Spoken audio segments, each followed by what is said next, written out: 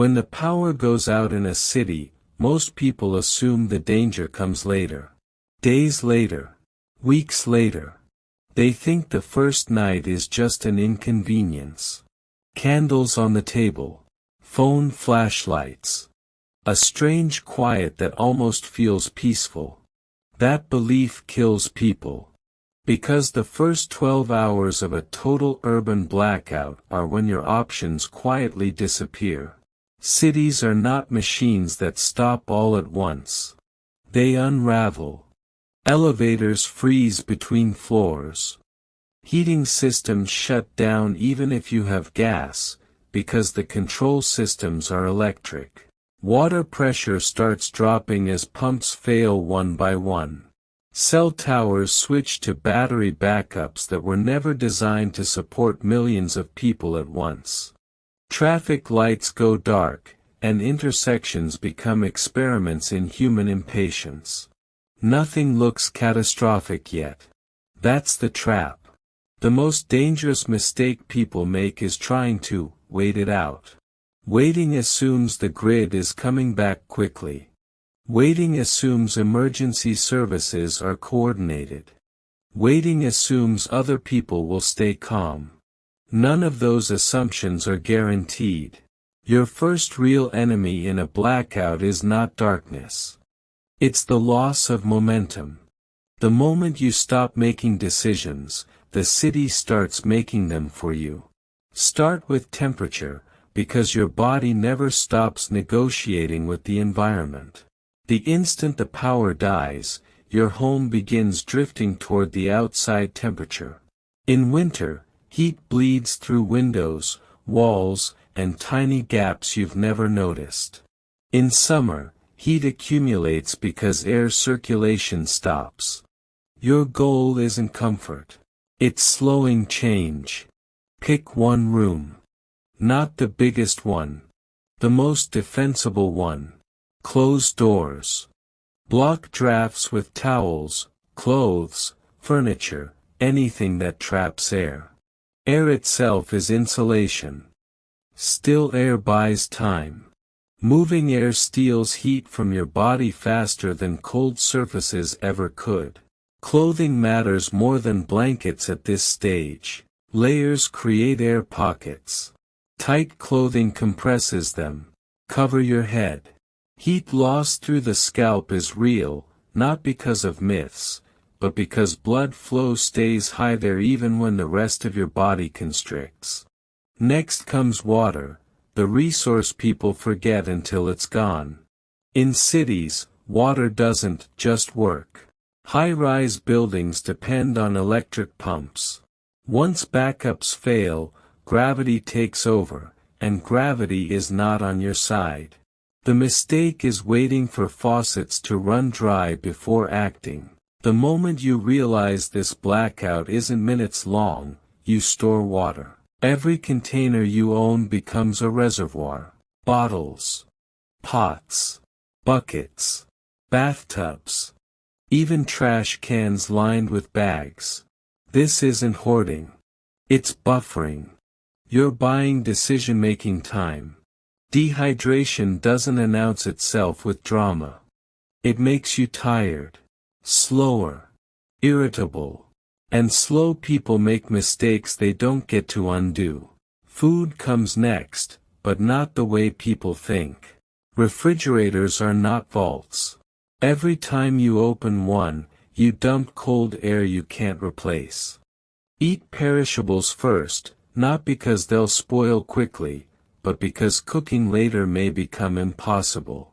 Which brings us to fire, the most misunderstood tool in urban survival. Fire feels like control. Warmth. Light. Safety. In cities, fire is exposure. Candles tip. Improvised stoves ignite curtains.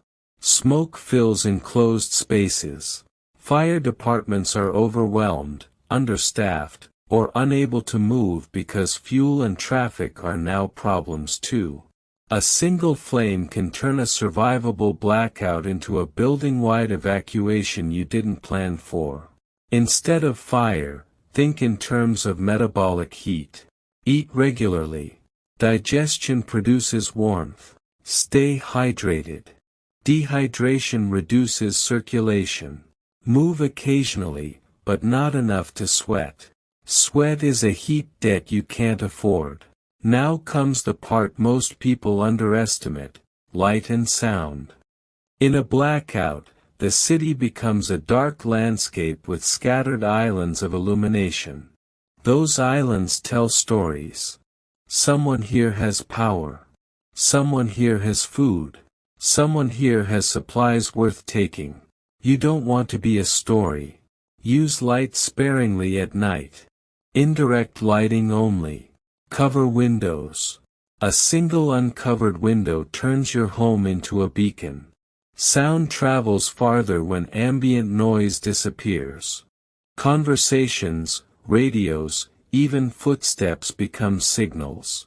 This isn't paranoia. It's physics. Outside, the social contract doesn't snap. It thins. People test boundaries. Someone checks a locked door, just to see. Someone takes food from a store that can't enforce payment anymore. Someone argues at an intersection where rules no longer exist. None of this looks like collapse yet. That's why it's dangerous. Movement decisions now matter more than gear. Wandering burns calories and exposes patterns. If you leave, leave with purpose. Know where you're going. Know why. Know how long you'll be gone. Cities punish improvisation during blackouts. Night is the real divider. After sunset, fear amplifies. Depth perception collapses. Familiar streets become abstract shapes. Most injuries don't come from violence. They come from falls, broken glass, unlit stairwells, and vehicles moving without signals.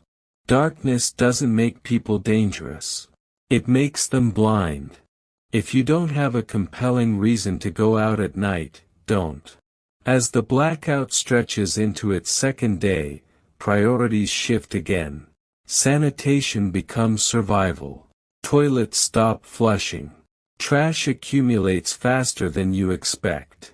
Disease doesn't arrive explosively. It seeps in through dirty hands and contaminated surfaces. Hand hygiene becomes more important than food variety. Waste management becomes a life skill. Information becomes another trap. People cling to rumors, partial updates, screens that still flicker. Too much information paralyzes. Too little makes you reckless. Act on what you can verify. Ignore the rest. And here's the quiet truth most survival content doesn't say clearly enough. Urban survival is about subtraction, not addition. You don't add gear. You subtract exposure. You don't seek control. You reduce risk. You don't wait for clarity. You act early, quietly, and deliberately. The people who survive long urban blackouts aren't the strongest or the most prepared. They're the ones who understand that the city they lived in yesterday no longer exists, and they adapt before reality forces them to. Darkness doesn't kill cities.